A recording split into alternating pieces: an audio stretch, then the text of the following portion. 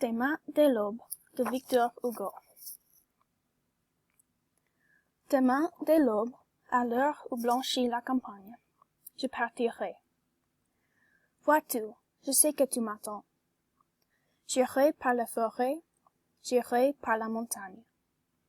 Je ne puis demeurer loin de toi plus longtemps.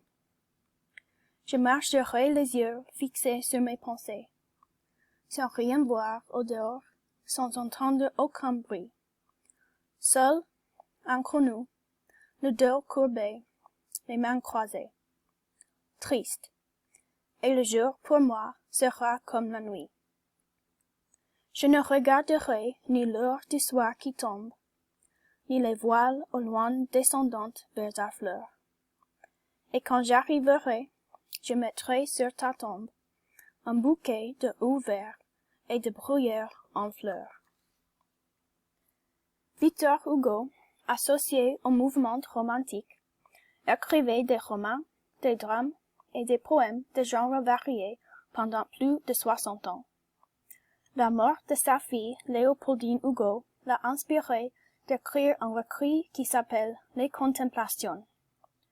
Le poème qui sera analysé, Demain dès l'aube, a été publié en 1856 dans ce recueil. Il consiste en 3 quatrains des alexandrines qui riment, un style très courant à l'époque. Le poème décrit une visite à la tombe de Léopoldine 4 ans après sa mort. Dans ce commentaire, on va se pencher sur 3 axes de lecture en réfléchissant aux 3 strophes individuellement et la connexion entre elles. Cette analyse explorera la possibilité que même si le poème est sur un sujet très triste, il est aussi sur l'amour inconditionnel entre un père et une fille.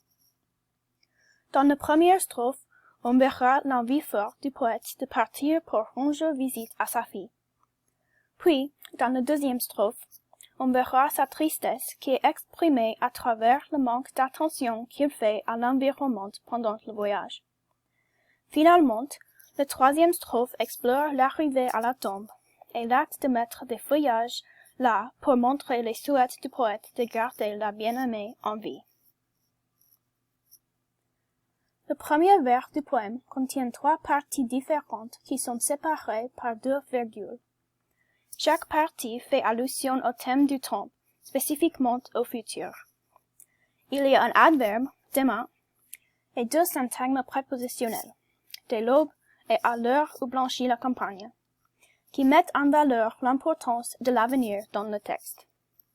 De plus, le poème emploie les verbes partir et aller, conjugués au futur, pour parler de ce qu'il fera. Premièrement, il dit « je partirai » et puis « j'irai », ce qui souligne ses mouvements et son programme pour le voyage. Cette anaphore du futur révèle qu'il sait exactement ce qu'il veut, mais il n'a déjà commencé parce que, comme il dit dans le premier vers, il attend demain. Cependant, le voyage ne sera ni facile ni court, parce que le poète dit qu'il ira par la forêt et par la montagne. Cette description spatiale, combinée avec la description temporelle des verbes, montre la direction littérale du poète et du poème. En plus d'éclairer les souhaits très évidents du poète, la première strophe expose partiellement la raison pour laquelle il veut partir. L'emploi du pronom « tu » révèle la présence d'une autre personne. La phrase « je sais que tu m'attends » évoque un sentiment de l'envie, parce que les deux veulent se voir, mais sur le présent, ce n'est pas possible. De plus, c'est déjà clair que l'autre personne et le poète sont connaissances, parce qu'il veut la rendre visite. Mais le vers « je ne puis demeurer loin de toi plus longtemps » fait avancer cette relation. Pour le poète, être avec cette bien-aimée est tout ce qu'il veut faire, et c'est à cause de la distance spatiale qu'il va partir.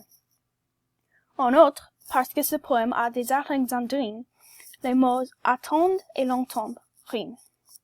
Cette répétition d'un son à la fin des vers accentue la relation entre eux, parce qu'elle crée une connexion qu'on peut entendre en lisant le poème à haute voix. Le poète révèle qu'il attend longtemps pour voir sa fille. Ce vers termine la première strophe comme elle a commencé, en mettant l'accent sur le temps avec les mots « demeurer » et « longtemps ». La deuxième strophe commence par révéler que le poète ne fait pas attention à ce qui se passe à l'extérieur de son propre esprit. Il admet que ses yeux sont fixés sur ses pensées, ce qui montre la grande importance de la bien-aimée. L'image des pensées, c'est une métaphore pour dire qu'il se concentre seulement sur la personne qui représente le pronom « tu » dans la première strophe. Cependant, jusqu'à ce moment, on ne connaît pas l'essence des pensées. Le prochain vers exprime ses sentiments en employant des mots et des phrases qui évoquent le désespoir, un autre thème important dans le poème. Les mots seuls et inconnus commencent le vers, et les images du dos courbé et les mains croisées suivent. Ce sont des images très traditionnelles et simples pour que tous les lecteurs puissent comprendre la connotation. De plus, après ces descriptions, il y a un enjambement qui met en valeur le mot qui suit, triste. Par conséquent, on comprend que la tristesse est l'émotion la plus forte du poète. Même si toutes ces descriptions sont connectées et semblables, l'enjambement fait cette distinction cruciale pour mieux comprendre la mentalité du poète.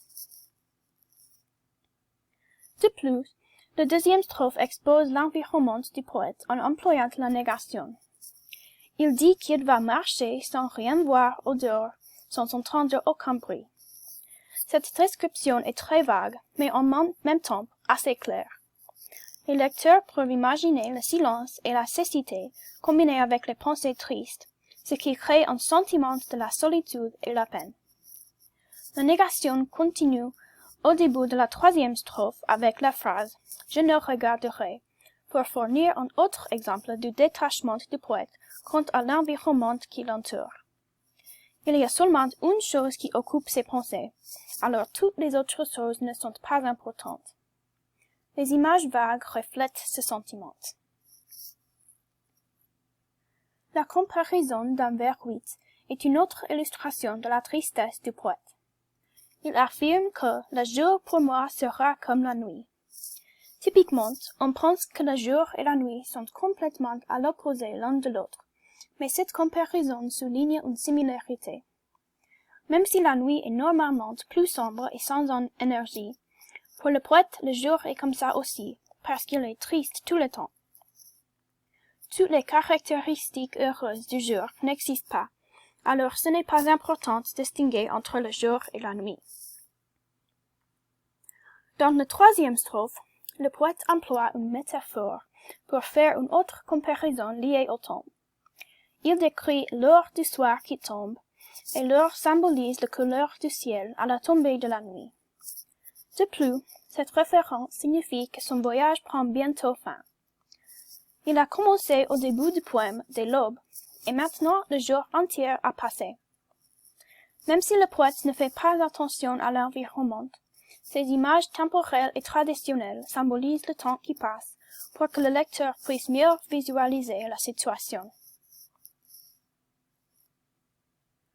La synecdoque d'un vers 10 fait avancer le changement de l'environnement. Le poète décrit les voiles et Harfleur, et si on comprend le contexte de Harfleur, il y a une connexion importante entre ces mots. Harfleur était un port de mer en France, le pays où le poète se trouve. Donc même si les voiles sont seulement une partie des bateaux, ils symbolisent les bateaux mêmes que le poète voit. Cette synecdoque sert à une autre description de ce qui se passe dans le monde du poète, même s'il ne regardera pas. Dans vers 11, le voyage termine.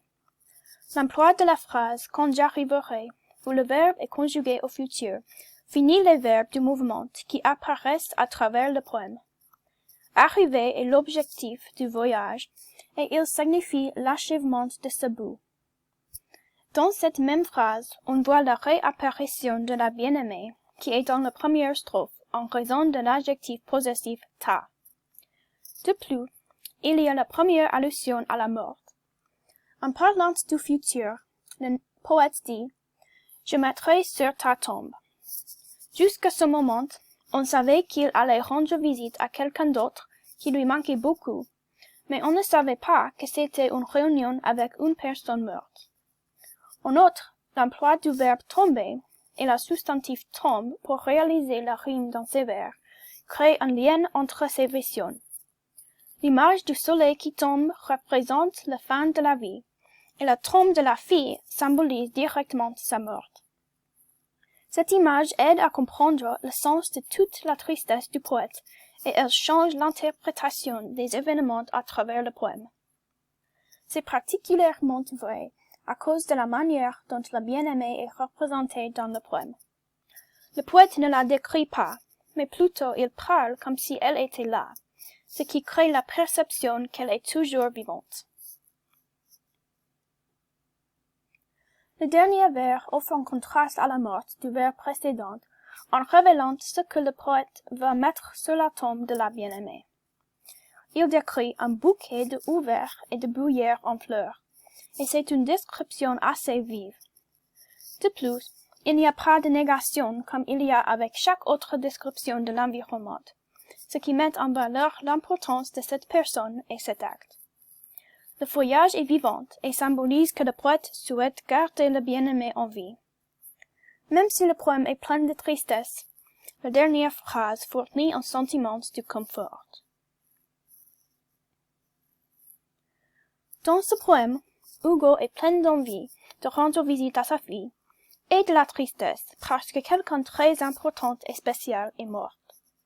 Le désespoir empêche le poète de remarquer tout sauf ses propres pensées. L'avenir représente plus de temps passé depuis qu'il a vu sa fille, mais la tombe est un symbole d'elle et de sa vie. Il se concentre sur l'avenir seulement parce que c'est quand il pourra être près de sa fille, et même si elle n'est pas là mentalement, elle est là physiquement. Cependant, ce voyage n'est pas réel, mais pour le poète, c'est une source de confort. Ce poème est donc un rappel que même si la vie est éphémère, il y a toujours des manières de continuer l'animation. L'acte du poète de mettre le feuillage vivant sur la tombe de sa fille souligne ce thème, et il montre que la mort n'est pas la fin de la relation.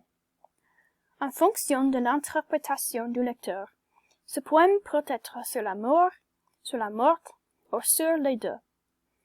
Il serait maintenant intéressant de voir les réactions que les poèmes émotionnels pourraient provoquer pour les vies des lecteurs mêmes.